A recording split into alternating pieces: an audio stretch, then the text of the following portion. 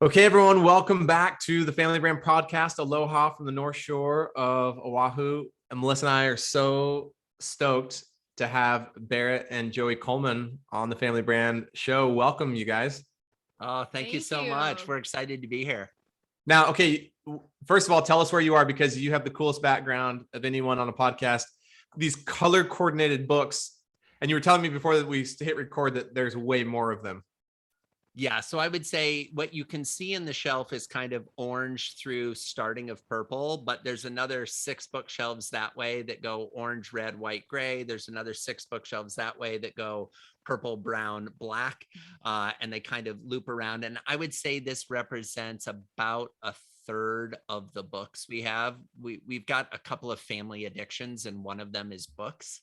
And so we try to feed that addiction as regularly as possible. And this is kind of how it manifests itself in the house. It's beautiful. I'd love to get a picture because I know, podcasting is an audio. Well, we might go video on this one. Oh, we might do video. Okay, good.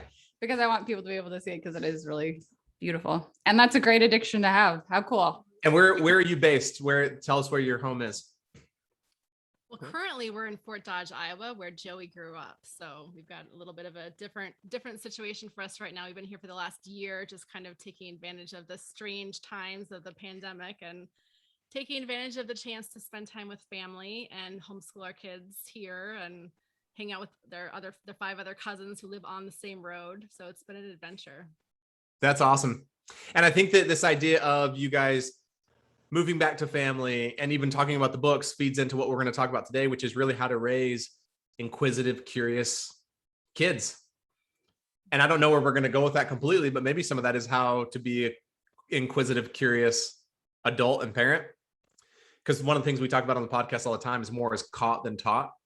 Mm-hmm. So you could teach your kids to be inquisitive and be curious by talking to them about it all the time, or you could actually just go be inquisitive and curious and have your kids just observe that and be part of your curiosity, Absolutely. I think that idea of the what is caught is huge. And the research, as I'm sure you all know, supports that incredibly.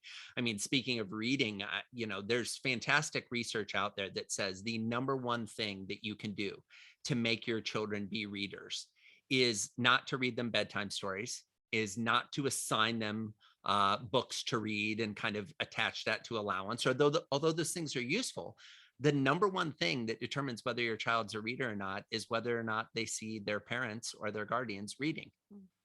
And if they see you reading, they become readers. And it's fascinating when we think about all the effort that I know you two put into your kids and that we put into our 2 boys of trying to live by the premise that leaders are readers and books have knowledge. And for a couple of dollars, you can get someone's lifetime of wisdom or decades of wisdom condensed into pages. That idea that what are we doing as parents to try to model the behavior that we hope our boys adopt as well? Yeah, it's like, imagine the difference of our kids catching us. And this is not meant to like guilt or shame, but it's interesting the times we live in. Imagine the difference between our kids catching us doing this a lot on our phones versus this, right? Sitting down with a book. And obviously it's going to be a combination of the two, right? But I loved that. And I think you also said, or maybe it was before we started recording, just even them seeing us read books, but even just their proximity to books, even if they don't read them right away, just them being around them. And the has a greater there on as well, because just having books around your house raises their literacy rates. Having printed material, newspapers, even comics, raises their literacy. And it's amazing the correlation. Yeah, that's fascinating to us because so many people tell us, they'll come in and they'll see that we have a decent amount of books. We have a long way to go. We are gonna dive deeper into our addiction. A good addiction. You're aspirational. So, but people will notice we have books and they're like, why do you guys have books? Like there's Kindles. They're like, hey, Chris, you ever heard of it's 2021? You ever heard of Kindle? And I'm like, yeah, but I think, and I didn't know about this research. So I want to have you send it to us, but I just had this, I think we've had this intuition, but if there's books here, physical books that our kids can touch and feel and see, I just think they'll grab them and have a greater likelihood. And obviously, man, you talk about feeding a kid's desire to maybe naturally be inquisitive or curious, books. So I love that. So Joey and Berit have 2 boys. Lachlan is 8. Jellen is 5. He's got the tricky name. It's Chellen. It's like a CH. Or sorry, Chellen. That's okay. You know, you even told me before the recording. No, and I'm looking at it. you're totally cool. I guarantee that the majority of listeners, and I say this respectfully, knowing you have listeners all over the world, unless they are listening from Norway or Sweden, it is highly unlikely they've ever met anyone named Chellen in their life. So Lachlan got my heritage, which is Scottish and Irish, in his name. Chellen got Berit's heritage, which is Swedish and Norwegian, in his name. So we definitely know that we've sentenced him to a lifetime of people not being able to say or pronounce or write his name. So Yeah, it's cool. It is cool. It's Kjellin, right? Yeah. Ian. Yeah. Kjellen. Mhm. Yeah. Ian, Chellen, Lachlan and Chellen. So yeah, I love this idea. And I think, Berit, I just learned, I thought Joey was impressive. And then I learned about Berit. I'm just kidding, Joey. You're both impressive. No, you're Chris, you are absolutely right. If I can segue briefly, Chris and I, if I'm remembering correctly, the first time we met was at MMT. Is that correct? Correct. Yeah. So Berit and I have been going to this MMT Mastermind Talks event for years that our mutual friend Jason Gaynard runs. And the last time we were all at MMT in person together, I'm standing talking to a guy who it's his first time at MMT.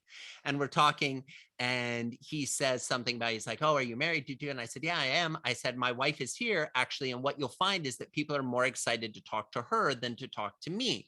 And he's like, yeah, okay. And I kid you not, as if on cue, a guy walks up and he's like, "Hey, sorry to interrupt. Joey, where's Berit?" And I was like, "She's over there." He's like, "Thanks, man." And he walks away.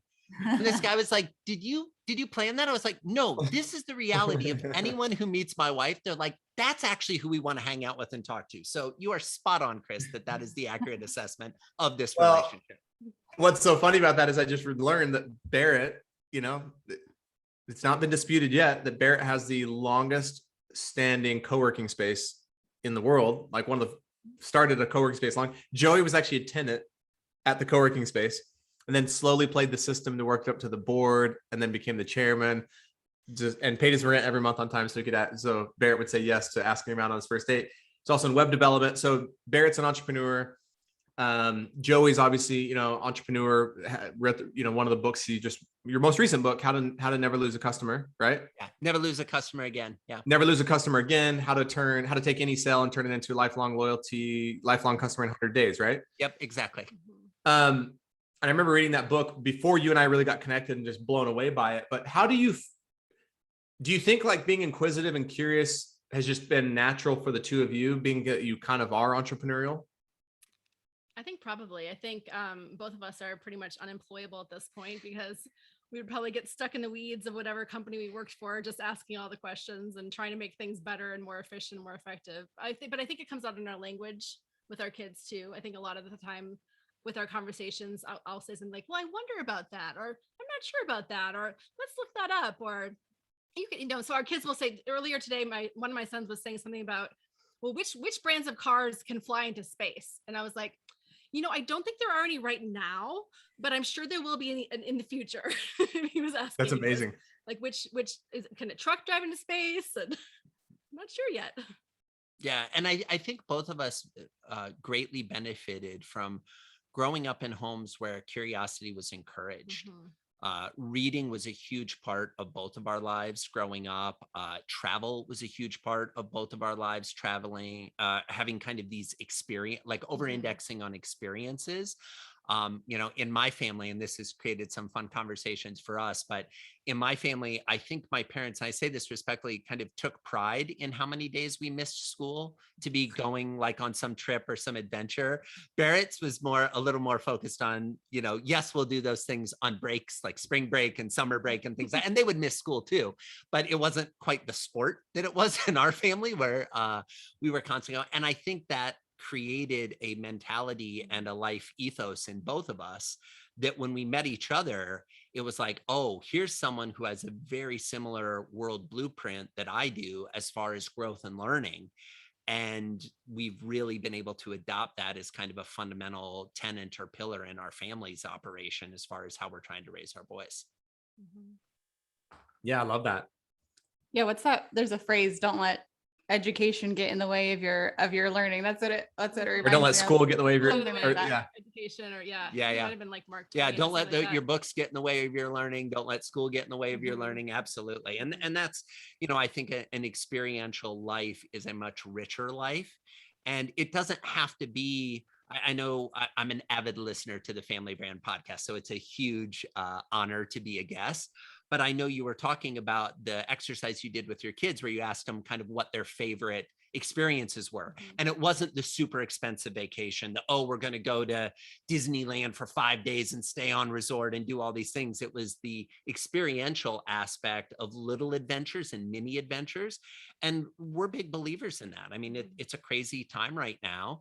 And, our boys are not listeners to the podcast yet, so we can reveal. I mean, we were just meeting last night talking about taking a weekend away at a hotel that has a pool that is, COVID safe and COVID conscious and paying attention to that, but create some type of a little experience or a little memory for them of, oh, remember that time we just went to the hotel for no other reason than to go to a hotel that had a pool to get a couple days of swimming. So yeah, we try to live it in how we raise our boys as well. That's awesome. Yeah, we just did an episode, I think 2 or 3 episodes ago, about experiences over things. And that's been a big lesson that Hawaii has taught us. It's just, you live here and things just aren't a thing as much. I can't, I don't know how else to explain it. But I love that idea of over indexing on experiences. I'm curious, Joey, because I know one time you and I spoke, and which, by the way, when we were first starting the podcast, Joey wrote us the nicest rating and review and then said, hey, I listen to your podcast often, which I was like, oh, wow. Okay. There is someone out there listening to it. It meant a lot to me that Joey would take the time to listen and know that so that was really cool in the very beginning. But I know you and I talked about both that we've kind of intentionally chosen to create these businesses that they're not massive in nature. We don't have huge teams and tons of employees, and there is an element of scale, but not maybe what you would consider. Do you think, I'm sure it's been intentional, but also is it subconscious because you were so focused and raised about, like, life was about experiences and life was about the freedom? Has that influenced the decision behind the type of business you've created? I would say absolutely. I mean, interestingly enough, Berit and I both grew up with fathers who were lawyers, and my dad was in private practice. So he basically had his own business from, shortly after I was born, for 40 years. And that idea of being able to go on vacation when you want to go on vacation, that idea of being able to, hey, there's, my kid is performing in this thing today, or has a track meet, or has a basketball game in another town, and I can leave early without having to ask permission from someone to go to those things, I think was very much part of my mindset, especially once we had kids. One of the real benefits I have of being a speaker and spending a lot of time on the road giving speeches is usually I'm being asked to give speeches in really cool venues at nice hotels in fun places around the world. And I would say for our oldest, for his first year and a half of his life, Barrett and Lachlan traveled with me 99% of the time. I mean, for context, he's 8 and has been to 11 countries. And our son, Chellen, who is 5, has been to 9 countries. And a lot of that comes from daddy has a speech in Australia. So guess what? The whole family is going to Australia. And then we add a week onto the trip so that it's not just flying in, do the speech, fly out. It's like, no, flying in, do the speech, hang out in that town, go visit another town, go to visit another town, and actually try to turn it into more of a family adventure. That is cool. And as your boys get older, how do you decide like what you're seeing in those places? Is it getting feedback from them and what they're interested in, or how do you plan your trip? Well, when we went to Australia, our then I think a 6-year-old was obsessed with penguins, and we found out that there was a place in southern Australia we could actually see wild penguins. So we made our way down to see the wild penguins specifically for him. And we look, at that, I think Australia, we do a lot of zoos and, various animal encounters and things like that, just because that's a piece that our kids have loved since they were young. So a lot of it is those types of things. We'll do some, historical museums and things like that. Every time we go to DC, I always take the kids to the Air and Space Museum because they love that. But that's, I think, it's looking at what they're interested in currently, really. And I don't know if we've talked about this before. Do your boys go to school, or do you homeschool or hybrid? Currently they're homeschooled, and they've been homeschooled for the last year and a half, but they have been previously, our eldest was in a Montessori school, and we just took him out when we needed to. We didn't actually send him to school until he was in kindergarten. Yeah. And we sent him to school for 2 years and then moved. So It was interesting when we were interviewing the schools to talk about, putting the kids there. We actually met with the head of admissions. And of course, I think lots of times when parents are, the fact that we even do like interviews for kids to go to school is we could have a whole separate podcast on that topic. But this was obviously, it was our first child going to the school system, our first time we were doing this. And he was going to a great Montessori school that we were trying to get him into in Colorado. And I came to it from the mindset that we were also interviewing them. Like they were interviewing us, but we were interviewing, and we both came to it with that concept. But one of the things I said early on is, what is your policy on attendance? And before the head of admissions could answer, I said, because let me just give you a preview of my beliefs on attendance. We get to travel all over. And if we have the opportunity to take our kids to see the pyramids in Egypt versus them learning about the pyramids in class, I'm going to want to take them to see the pyramids. And then we'll come back and we'll share with the class the photos and what we learned, and to turn it into a report and that kind of thing. And they were like, oh yeah, that's our model as well. And we're told, the only time we're going to give you an issue on attendance is if it starts to be detrimental to your child. And I was like, great, we are 100% on the same page then. And that's kind of how we've approached school. And as we think about what school looks like post-COVID, post-pandemic, we move more into those environments, I think we'll approach it with that same type of criteria. Yeah, that's awesome. We've had a similar thing too, where it's just when our kids were in school, we've homeschooled now for quite some time, but when our kids were in school, it wasn't how does our life revolve around school, right? School can revolve around our life. I also probably wasn't the most popular parent when I would send an email at the beginning of the year to my kids' teachers telling them we didn't do homework in our family. And teachers would be like, what do you mean you don't do homework? I'm like, yeah, we don't do homework in this family. Like, you have them for however long you have them, you can accomplish whatever you can accomplish. And then when they come home, like, we want our kids back, type thing. But I love that, just kind of this taking back your family in that way. Hey, we're going to travel. We're going to explore, adventure and expose our kids to experiences. I do love what you said though, Berit, about, I think whether you're homeschooling or not, I think one of the things, and we've probably even ventured more and more towards unschooling, where there's a couple subjects, but for the most part, it's pretty like open learning. I do think though, one of the things it requires is to pay attention to what their natural curiosity is, and then lean into that. So like you said, hey, we know that our son loves penguins. We're going to be trying, let's see if there's something about penguins. And I'm sure he blew his mind, right, to see penguins in the wild. Absolutely. Can you just talk about, like, how do you, we've talked about books, right? We've talked about travel.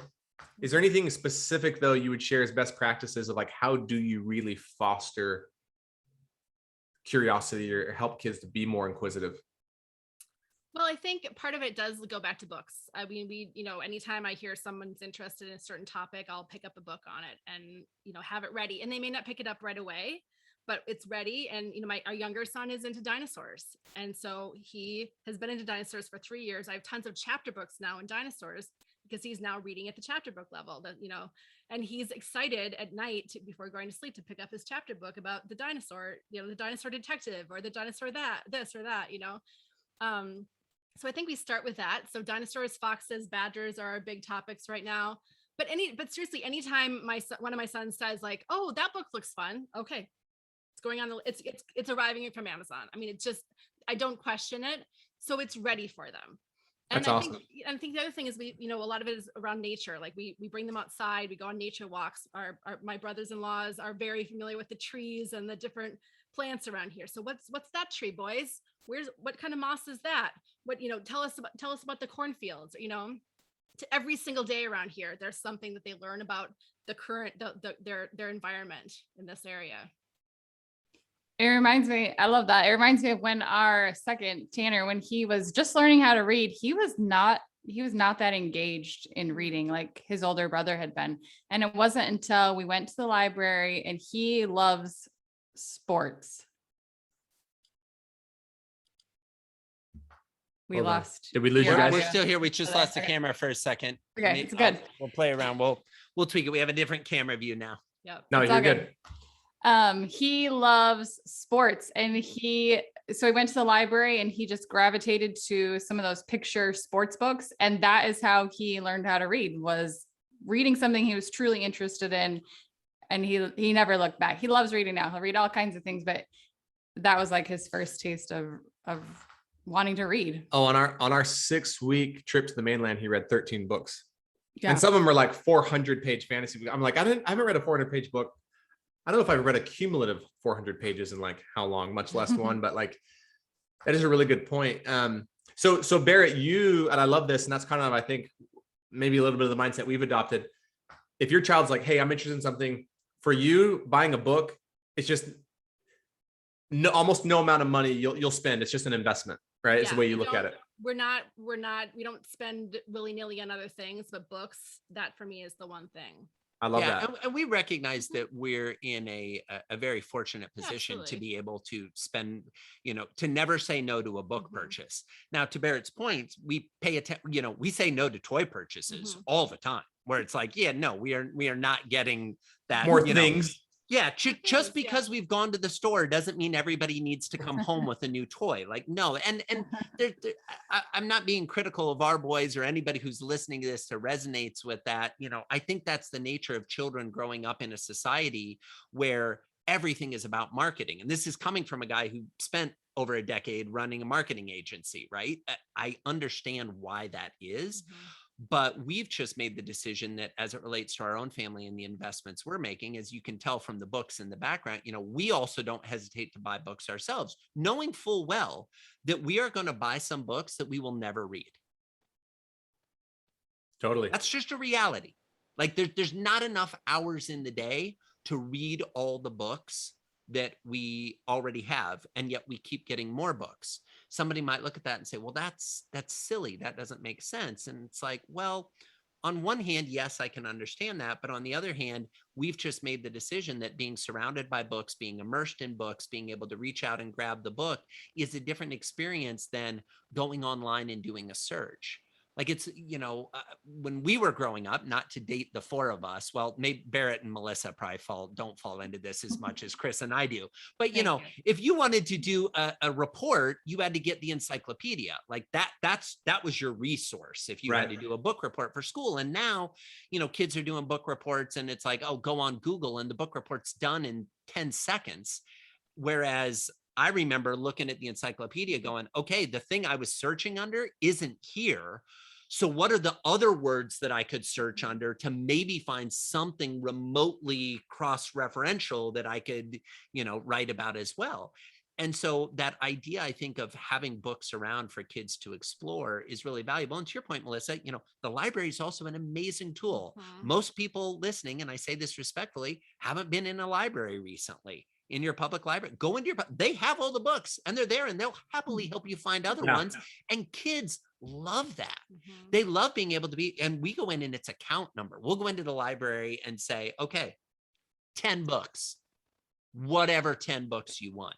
Because to your point earlier, Melissa, it's not about, it's my personal belief that it's not about, are my kids reading the right books? It's, are my kids reading? Like if they're reading, we're winning. Like as parents, like I don't care if they're reading magazines, comic books, traditional books, fantasy, science, traditional literature, stuff that was written 200 years ago, stuff that was written last week. I don't care as long as you're reading. Yeah. I love that, Joey. And here's the thing though, too, about reading books online. Again, no judgment, but there's been some times where my son will say, hey, Dad, I really want to check this book out, but I don't want to wait till they go to the library. Can I read it on the iPad? And I'll come in and it's especially our son who's interested in sports. It's like somehow we went from reading the book to now ESPN.com. And it's in his mind. He's not even consciously like, I don't even know how I got here. Right. But it's because I'm on the device. It's like, yeah, I can go to Google and I can read a book and I can finish the book report, but there's all the other things that I can get stuck to, myself included. Look, if I read books on my phone, which I had before, well, there's everything else I can access to on my phone. But if I'm just reading a physical book, it's just the physical book. So I think there's some, and so you guys already answered my question. I was going to ask, we're still like, we're one of the only families we know that goes to the public library on a probably weekly basis. And what's cool is the library here, the one in Wailua, they still old school stamp. It's an old library, like how we were kids, and they stamp it. They stamp the return date, and our kids just think it's the coolest thing. And we have to limit how many books they can bring home. It's never an issue trying to get them to get books. Oh, totally. That's why when I was saying 10, it's not you get to get 10. It's we're only getting 10. Yeah. This time. But yeah. And then next time we'll go back and get in 10 more. Or lots of times when mommy goes, it's everybody's getting 38 books today. And I'm like, okay, we're carrying out 38 books per kid. Why not? But to your point, if it's like, well, man, I'm just not in a position to buy books on it. We're not in that financial position. It's like, man, there are so many amazing books. You can get a free library card, go down to the library. And there's just this physical experience. Again, it's an experience that I think, unfortunately, lots of kids just don't get to experience. I don't know, Melissa, if you want to say anything about that, or I'm glad you brought it up because I was going to ask you I was like, do you still take your kids to a public library? But we're going today. Like, I just think it's a really cool thing to do. Like, I think more families should go to their public library and check out physical books. It's an easy experience and mentor. What you do with the Kindle. I download books from the library on the Kindle as well. The boys aren't reading on Kindles yet, and we're not sure at what point they'll do that. But I have an old school black and white Kindle, doesn't have anything flashy. And you can't access the internet on it. No, and the boys know what I'm doing when I'm reading it. When I'm as they're going to sleep, they know mommy's reading her Kindle. She's reading a book. That would be a solution I would be willing to venture into with the kids for a tablet. Yeah. But I wouldn't want it to be able to access any other apps or it's like you just, it's just for reading. But yeah, I'm gonna get emotional about this. And I'm like, why am I You're gonna get emotional about a public library? Because I left for this. So I've lived in like Arizona my whole life. So coming to Hawaii is my first time leaving home, I guess you could say. So when we went home this summer we stayed with my parents for a few days. They always had so many books like everywhere. And I just had never like fully realized that until I left and came back. And my kids wanted to read something. And we were just like pulling books off the shelf. And we were like looking for specific books. And they were like there available like to my kids off the shelf. And I was like so grateful that I grew up in the home where I could anytime I wanted, I could pull a book off the shelf and I could read about anything that I wanted to. And my mom always took me to the library. I never fully appreciated it until going back this summer. And I'm like, what an amazing gift I was given. Absolutely. Well, to that point, to bring a full circle this podcast, Melissa read a book when she was like 9. Mm-hmm. She read Richard and Linda Eyer's book, Teaching Your Children Values. Just a book that I pulled off the shelf at home, that my parents just had. I don't know if they read it more than once, but it was still there, like available. And she was like fascinated with it at 9 years old and was like, and come full circle, the family brand, and it's just, yeah, it's cool. Someone asked me too, I don't know that I didn't mean to turn this into a device conversation, but our 14-year-old, doesn't have a phone still. And to a lot of people, that kind of is crazy, right? That our 14-year-old doesn't have a phone and we don't know when we'll get him a phone. He's not asking for one, but I've had a few families ask her, parents just say, hey, why do you think your 14 and 12-year-old aren't begging for phones or aren't asking for phones? And they're like, what do they do with their time? And I was like, well, they actually read a lot.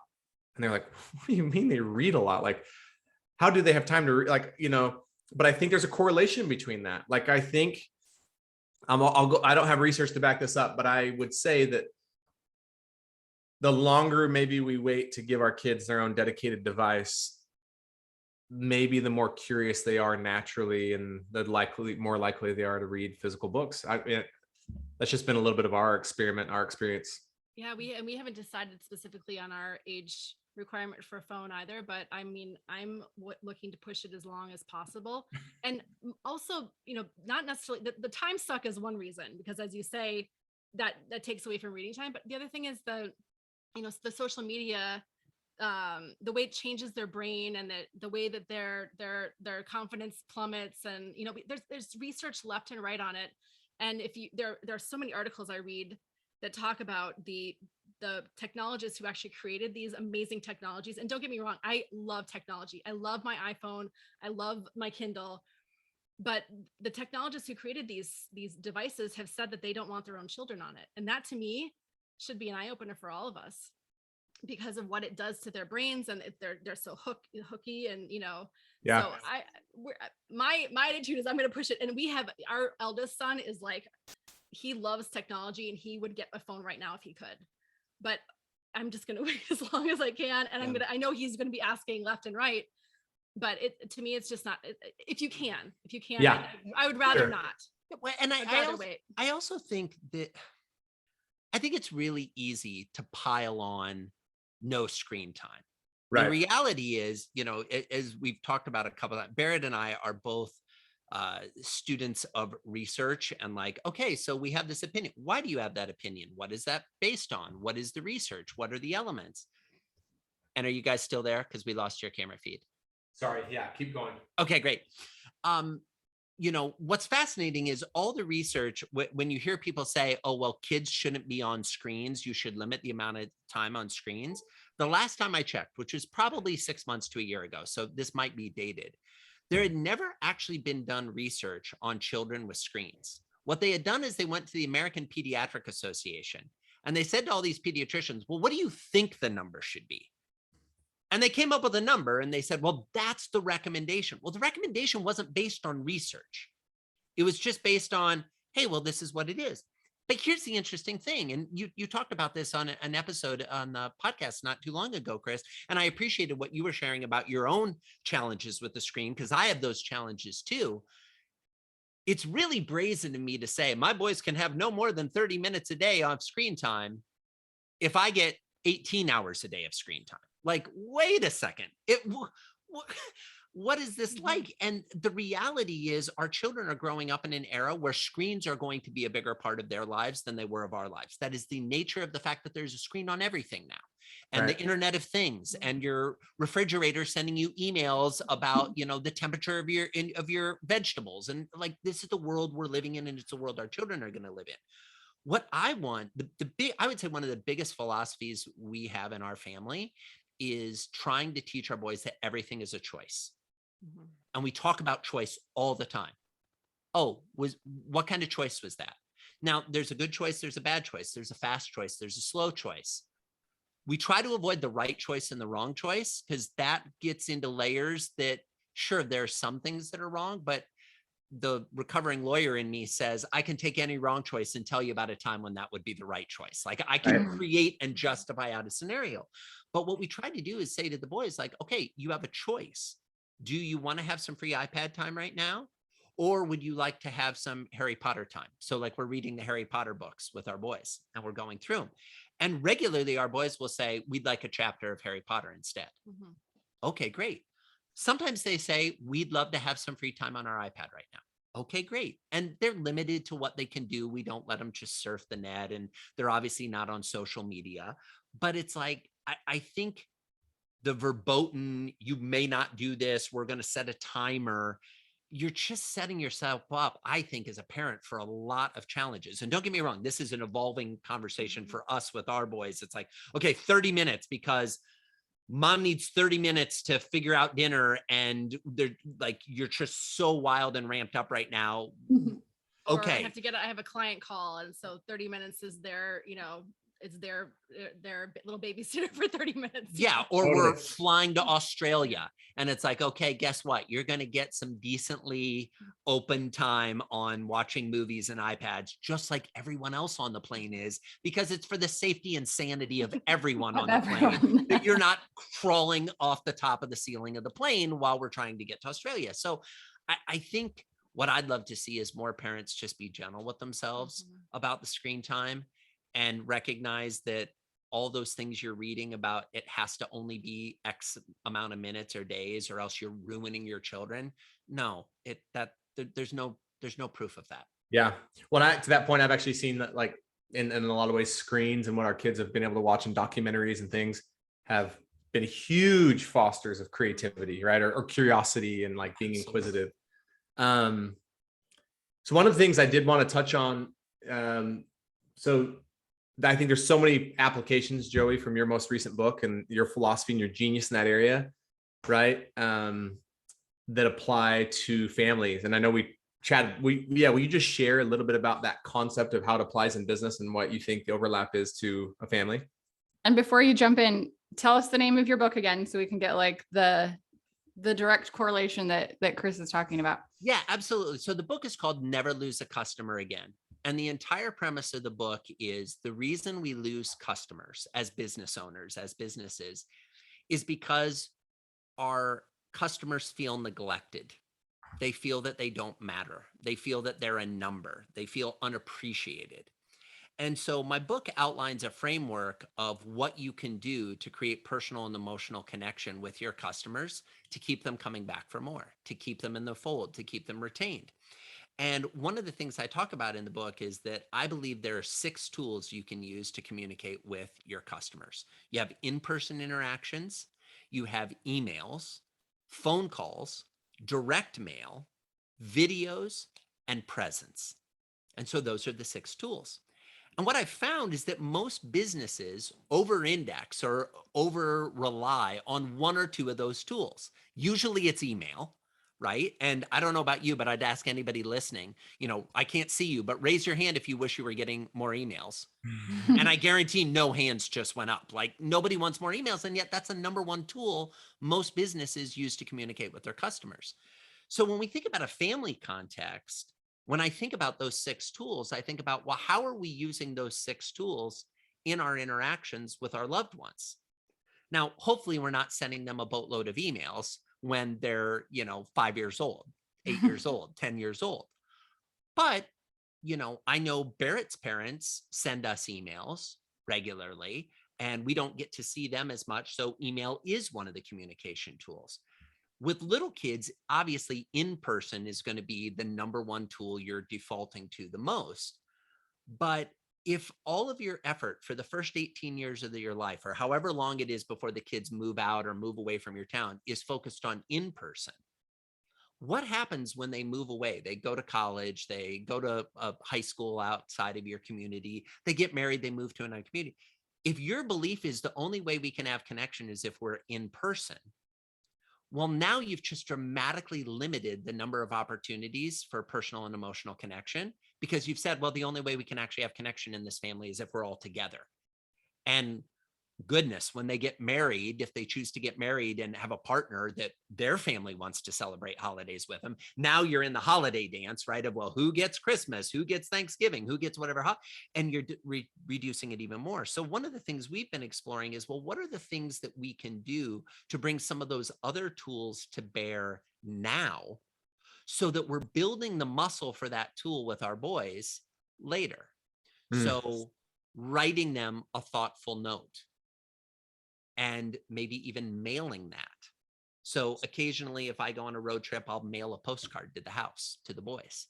Now, lots of times I beat the postcard back. In fact, almost every time I beat the postcard back, but then they get some mail and it's like, oh, Daddy thought of us when he was away on that trip.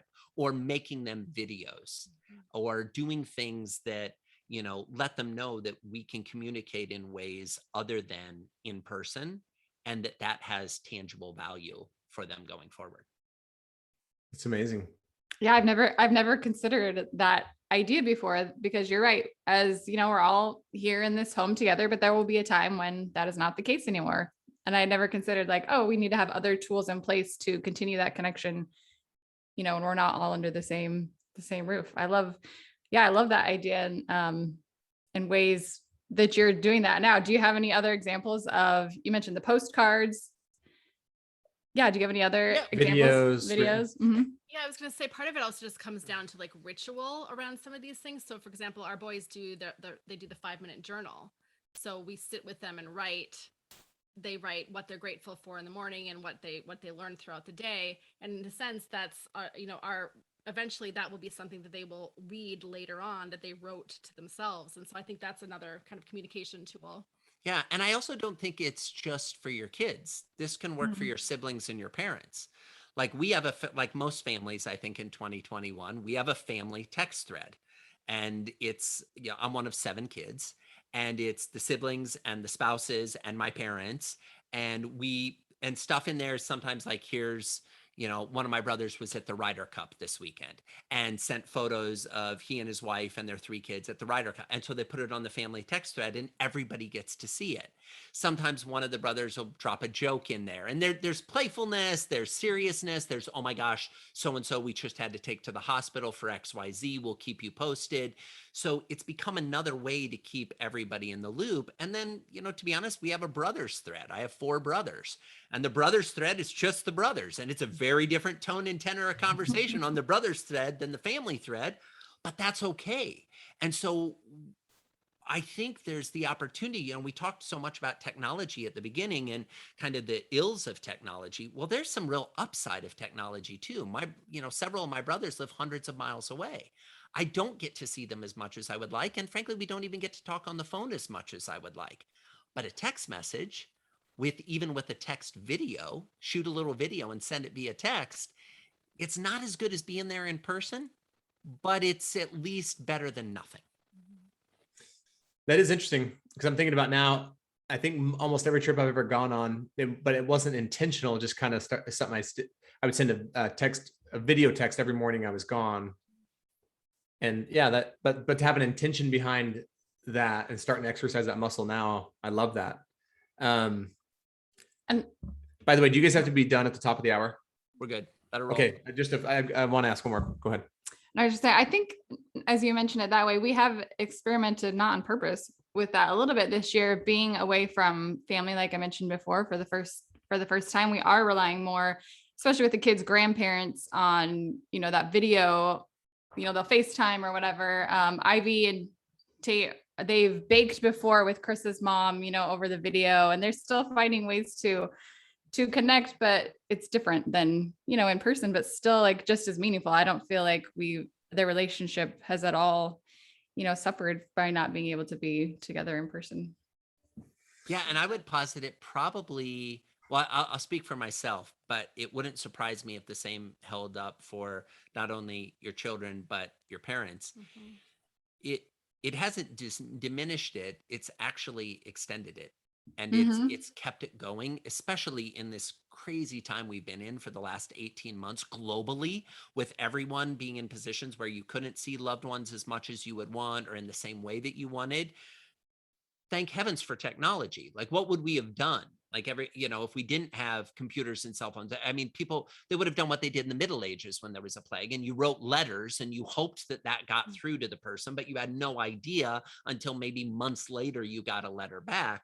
The fact that we have some real-time communication, to me, I'd love to just see us use it more intentionally. To your point, Chris, it's like, okay, we've got the tool. How are we going to use it to deepen the connection with our family, as opposed to using it, what a lot of us, and I'm guilty of this too, as a way to separate from the family. Hey, we're all sitting watching a movie together. I'm going to be on my phone. No, put the phone down, watch the movie, like be part of the experience. But if I am going to be away for work or for family vacation, or even just, we're big fans of just even like, go away, mom, have a weekend to yourself, like just some recoup time. That creates a way for there to be some contact. And, I know we have a mutual friend in Philip McKernan, who's just an awesome human being. And Berit and I went and did a week with him in Ireland, each of us separately.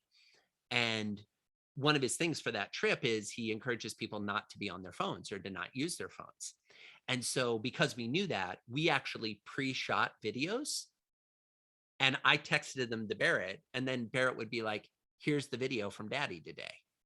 Even though technically I'd shot that video 4 days before, here's another video from Daddy. And so it was like we could keep the communication going while still respecting a little bit of a digital detox. Mm-hmm. I love that. Yeah. And I think that's what, the book, Never Lose a Customer Again, it's really helping business owners just think more intentionally about how to more intentionally use the tools already available to them. But again, when I thought about that, never lose a customer again, I immediately thought like never lose a family member again, or never lose a family relationship again. Like, we can use these same tools and those same principles to be more intentional about how we stay connected as a family. And I think that's for Melissa, she talks about that all the time is, she wants us to be as close 20, 30, 40 years from now as we are today. And to create relationships that last, which is actually, it's really uncommon. Most families, it's rare that we ever see adult children, right, who are still close, connected, have strong relationships. They might do the obligatory Christmas, or but man, when we do see it, we're like, wow, look at that. Look at those 4 siblings, or those 3 siblings, those 6 siblings. They still are like best friends with each other, and they talk every day, or they text, every day or every week. It's like, what did they do? What did their parents do to create those relationships that last? There is one last question I wanted to ask you guys that we touched on, kind of circling back to this idea of curiosity. And I want to talk just really quickly, specifically about travel. We were on a plane, was it to Guatemala? We were flying to Guatemala with our 3 oldest, and it was one of the first times we'd traveled internationally. The first time we had flown internationally. Other than, flown. We've driven to Mexico quite a few times when we lived in Arizona. And this teacher, she said, she was a professor, retired, but what did she say? She could tell in the first week of her class. Yeah, we were at an event actually in Guatemala. We were attending the same wedding event together, and we were on a little bus going to part of the celebrations. And yes, so we had a long conversation with her about this, and she basically said she could tell very quickly her students that had traveled a lot. She said the way that they presented in class, the way they interacted with her. Do you remember what she said? I wouldn't know if they did, but I could tell just in how they showed up in their demeanor. She's like, and she'd always say, "Hey, did you travel a lot? Did your parents travel?" I was like, "Oh yeah, we traveled a lot." And I just thought that was interesting. And she was impressed that we had brought our kids to Guatemala, because she's like, most, it's easy not to. We just talk about specifically, because I know we talk a lot about books, which I love. And whether it's international travel or it's traveling around in your own little town or city, what do you think it is about travel that feeds curiosity so much in kids? I think there's some confidence that gets built. I know that at least for our kids are really confident speaking to almost anybody, because they've been in different countries and trying to communicate to different people, trying, pidgin English and different, trying to where's the bathroom or things like that. Or they've just also met different people on airplanes or in other situations, buses, lounges at the airports and things like that. So I think there's the confidence that we've noticed with our kids. I think there's also kind of an understanding of the shape of the world too, and kind of where they are in the world, where they've lived multiple places. Where has that been? Our kids are very good about knowing a lot of the states in the United States. So they know that they've been to, 20 or 50, 40 states. I can't remember exactly, but they've been to a number of states, and they want to know, have I been to that state? What did we do there? To kind of get a sense of how far away that state is. So when they meet people, they have kind of a context for them.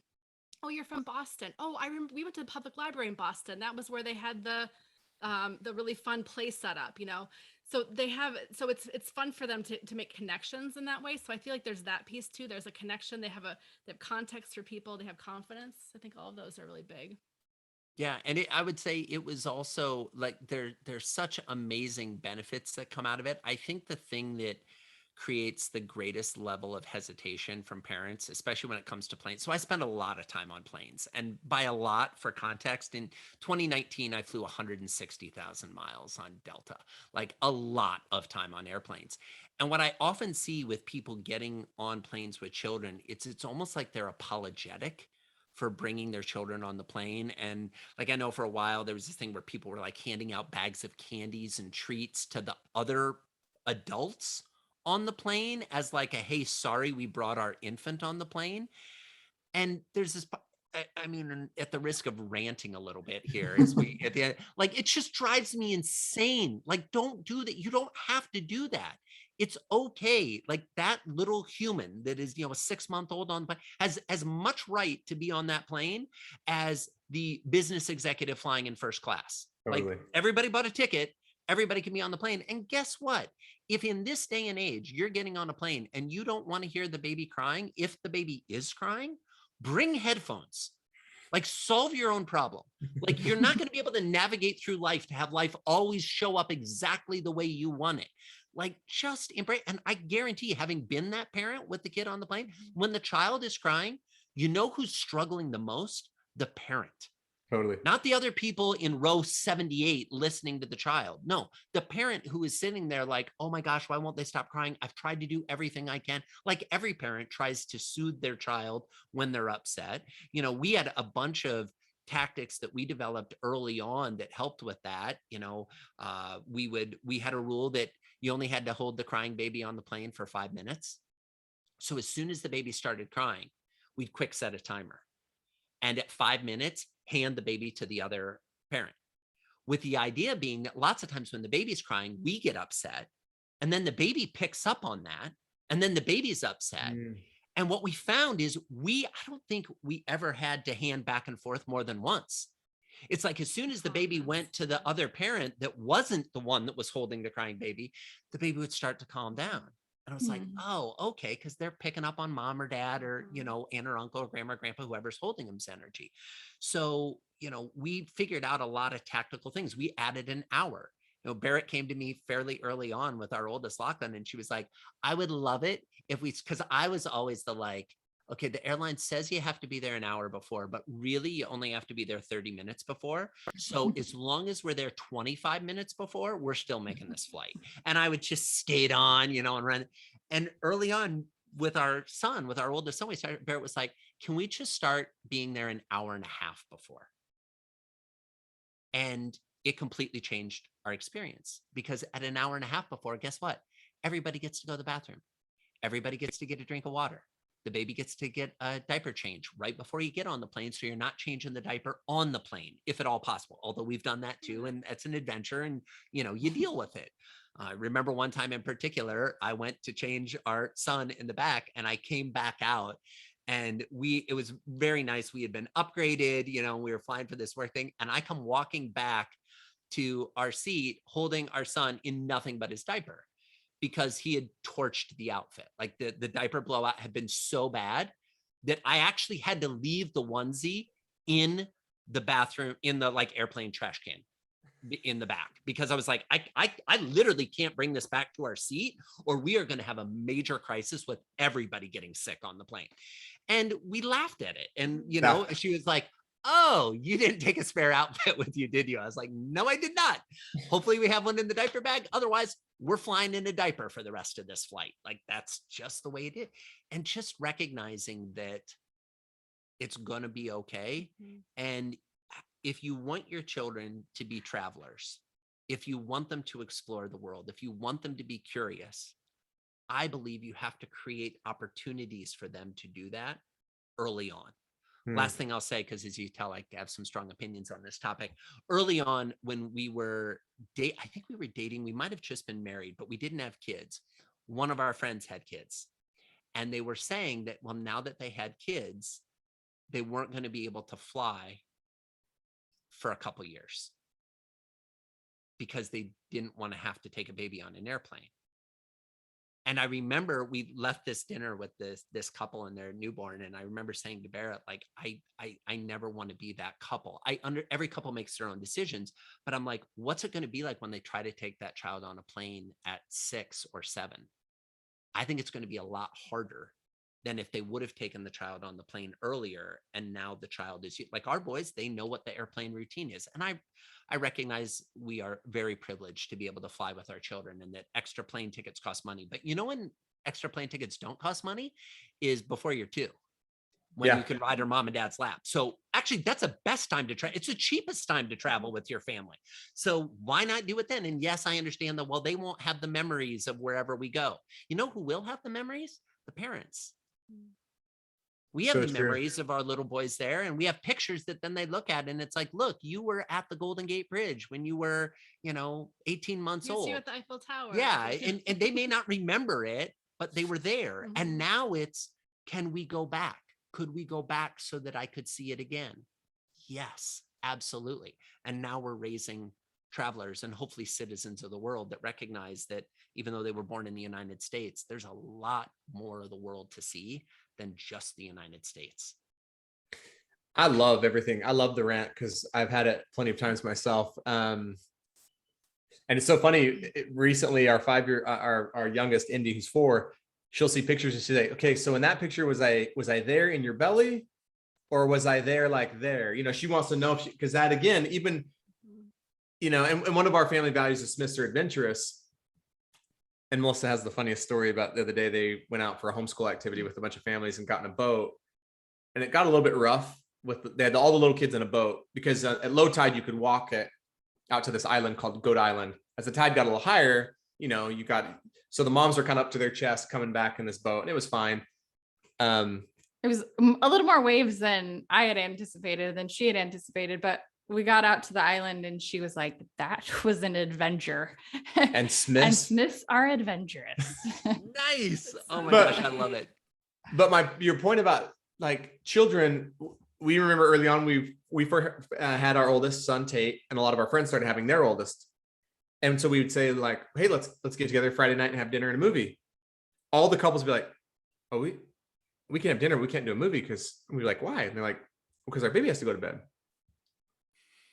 And so they'd be like, "But we could do it at our house if you guys come over here." We're like, "Yeah." And they're like, "Well, what are you gonna do with your baby?" Like, we'll bring a pack and play. We'll just put our baby down to bed at your house. It's like, I just don't buy into this idea and this excuse of we can't do life anymore because we have kids. And not, I don't mean this disrespectfully. Yeah. Go ahead, Berit. I was going to say there are ways to get creative, and we were lucky that our boys didn't have any ear issues for the plane travel. I know there are kids who have that legitimately and are unable to travel for the first 3 or 4 years of life. Totally. And we got really creative with the sleeping as well. Our kids were able to sleep in different places, which is not always the case. But I think if you play around with finding a dark room at somebody's house, or we did all of those things at different places, and we were able to make it work. Or even we decided fairly early on we weren't going to do quiet house, the baby's sleeping. Yeah. Because it was like, okay, great. So then we're creating a human being who can't sleep unless there's silence. Wow. I certainly have benefited dramatically. I can fall asleep any place, anytime, anywhere. And I think part of the reason for that is I grew up in a family with 7 kids, and it was just, I literally grew up in the circus. I mean, it was constant pandemonium. But as a result, I have this skill set that has served me incredibly well as far as when and where I can sleep. And so we tried to do some of those things. I think at the end of the day, we have choice as parents. Are we inviting our children into our life, or are we reshaping a life around our children? And Totally. I think there's a time and place for both. I don't think it's a zero-sum game. There are times where it needs to be about the kids. There are times when it needs to be about the parents. But I think as long as you create that dynamic where there's some flexibility for the two, it just makes for a happier situation. Because understandably, how could a parent not be resentful about their child if it's like, well, since I had you, I can't go out anymore. Yeah. Since I had you, we can't go to our friends anymore. Like, even if they never verbalize that, I guarantee that synapse is firing in their brain saying, well, it used to be that I could do these things that now I can't. That's a lot to put on a kid who's, especially an infant, who's like, I'm just here. Like, I didn't sign up to, like, you brought me here and now I'm just trying to exist. No, I love this though. I really do think it's so profound. And I agree. There is a time and place. It's not a zero-sum game, but at the same time, it's like, rather than put your life on hold because of your kids, like invite your kids to just come do life with you. Like, it's not a reason to put your life on hold. And I think if you model that, even here in Hawaii, our oldest son was like, hey, mom and dad, you guys haven't done your quarterly getaway yet in Hawaii. Like, when are you going to go do your quarterly getaway? It's just like, because he knows we're going to do it. And we hope that we're modeling for him that he does that someday with his wife, right? That he makes that a priority. But I love this idea that one of the ways we can foster curiosity in our children and help them be more inquisitive is to just bring them on the journey with us. Like, invite them to come do life with us. They're infants, travel with us. When you're, like at whatever stage they are. And I get that sometimes it's like, hey, it's going to be easier to not travel because we have, 3 kids under the age of, like, I get you have to take it all into account. I mean, to be frank, it's always easier not to. I think that's the piece that people have to get over. It is definitely easier not to travel with young children. But, I think a lot of times we would have situations where our kids would be melting down about something. And I would say to Joey, remember, getting through this meltdown is what allows us to travel. and we will, you know, we'll have the meltdowns every so often, and it is definitely much easier, but it's also easier once you have systems in place, and once you've done it, once you have like your various best, you know, your best practices, you know, too. Totally. I love some of those best practices. The other thing I would offer is if you are on a plane and you have children, I can't tell you how many moms I've pulled into my row, like on Southwest, because I flew Southwest a lot in Phoenix because it was just a hub there. So it's open seating, right? And I flew enough to where there's no first class, right? I get business class. So I'd be one of the first ones on, and I see this poor mom coming who's just like dreading where she's going to sit. And I'd always grab her and be like, "You're sitting next to me." And she'd be like, "Are you sure?" I was like, "I got 5 kids." She's like, you know, so it's like, "Look, you're good. I'll hold your baby. I'll help you." Joey's Like, regularly handing me his laptop bag so he can help a mom with a stroller, or a dad with the, you know, twins, Yeah. or whatever. Yeah. It's like, so it's like if you are on a plane and you just can have some awareness of like a young family getting on, invite them to sit next to you, or give up your seat so that a couple can sit next to you. Like, just that helps families trying to travel as well. And Yeah. I think as you go, it builds your confidence. Like you feel like, you know, your baby is, you know, 0 to 2, but you're like, I did it and I know I can do it. So as they get older, you just keep going, building your confidence. And now I feel like it's getting physically easier. You know, we're not hauling strollers and things, but we know that we can do it. Well, we're going to go back to Arizona here probably for a week. And, but the way I'm going to do a business trip on the back end. So Melissa's going to fly back by herself, you know, and for a lot of, you know, to fly back with 5 kids between the ages of 14 and 4 by yourself. And Melissa was like, and the kids were like, yeah. And I know they'll do great. Like, you know, they'll be fine, but that's because it's come with some reps. Yeah. And let's be candid. Mom deserves a gold medal for that. Great job, Melissa. Like that's huge. I haven't done it yet. And I have every faith that you can do it because you've done all these other things leading up till now. So it's like there's always going to be the next adventure that is more difficult than the previous one or harder. And it's like if we build the reps with let's go to the public library by ourselves.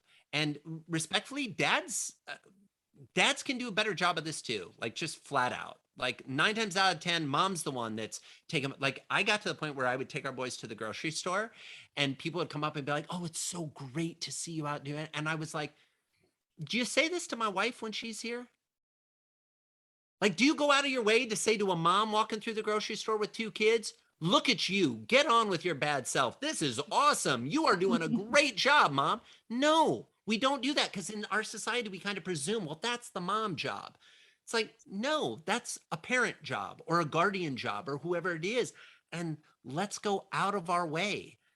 I remember very vividly, Berit and I was walking into we were on the road. We're at a Target in Minneapolis and we're going into, we had just flown in, we had landed and we were going to get some stuff for the baby. And I walked in and a mom's coming out with a stroller with a 4-year-old that is just like, has had a day. Like it is over. It was full meltdown. And the mom came by and she made eye contact with me and I could tell she was just mortified. Like, and I was like, "You are doing a great job." And she was like, "Oh, thanks." I was like, "No, seriously, it's a big deal. You're doing a great job. Kudos to you." It's 10 o'clock at night. She's out trying to get groceries for her family.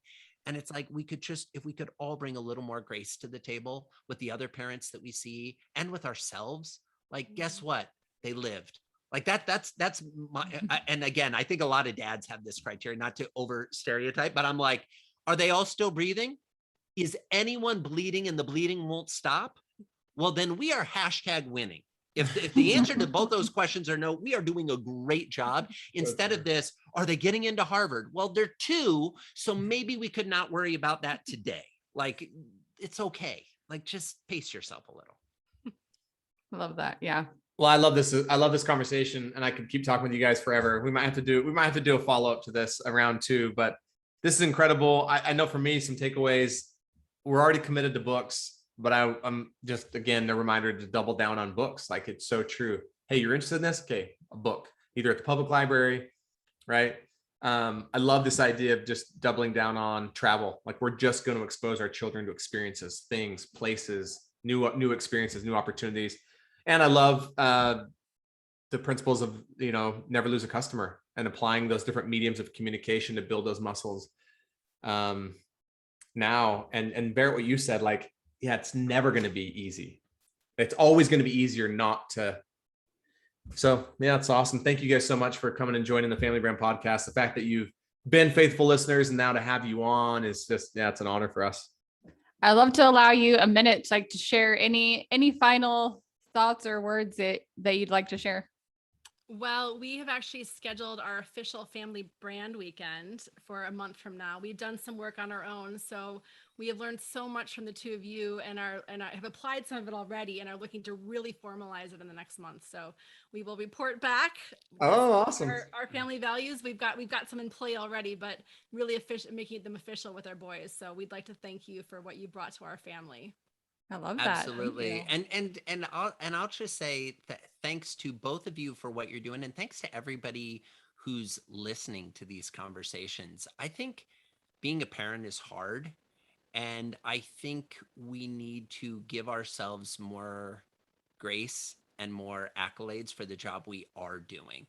Like most of the parents I know are pretty good at listing out the things that they're not doing well with their kids, but struggle when it's like when you try to point out the things they are doing well. Yeah, but look at this other thing. And it's like, no, let's not just gloss over the fact that you're raising kind human beings, the fact that you're raising loving human beings, the things that I think at the end of the day matter more than, can your kid get this scholarship? Can your kid run this company? Can your kid letter in this sport? Whatever it may be. It's like, yeah, those things naturally progress towards that. But one of the things we talked about is we'd love Colemans, like the Coleman family. We'd love Colemans are known to be kind. Like if our boys were known as being really kind, I feel like we get to go into the grave feeling like we did our job as parents.